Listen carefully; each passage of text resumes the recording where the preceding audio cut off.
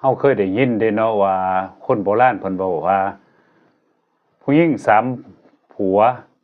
เจ้าหัว3โบสถ์เฮาก็เคยสิได้ยินอยู่เรื่องจังซี่เนาะคำว่าผู้หญิง3ผัวเอาเจ้าหัว3โบสถ์มันก็หมายถึงว่าผู้หญิง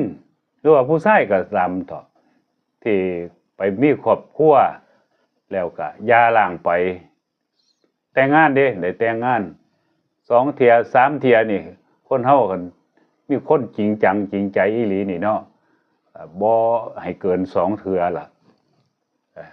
หรือว่าคันเกินจากหันไปก็ถือว่าเป็นคนบ่แน่นอนเป็นคนล้มๆแล้วๆเป็นคนบ่จริงจังเขาว่าผู้หญิง3ผัวเจ้าหัว3โบสถ์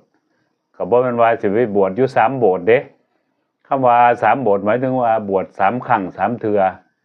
บวชครั้งที่1บวชตามประเพณีอาจสิเป็นจังซั่นก็ได้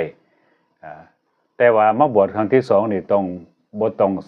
ศึกษาอยู่ในคำทั้งสอนของพระพุทธเจ้าเข้าใจแล้วเด้เพราะว่าครั้งที่1มันเคยเรียนรู้มาแล้วสิมามีครั้งที่3ที่4ไปเป็นบ่ได้จังว่าผู้ยิ่งเอาผัว3ผัวเจ้าหัวไปบวชอยู่3โบสถ์จังซี่เพิ่นก็ว่าบ่เป็นคนที่บ่แน่นอนคบหาสมาคมก็ยากมีบ่น้อคนสมัยซุมื้อนี้เฮานี่เนาะ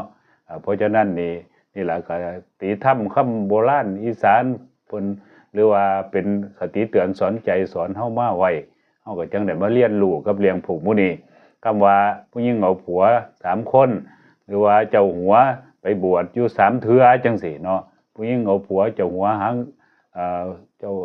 บวช3โบสถ์จังซี่ความหมายก็เป็นจังซี่ล่ะดังนี้เด้ออนุโมทนาสาธุ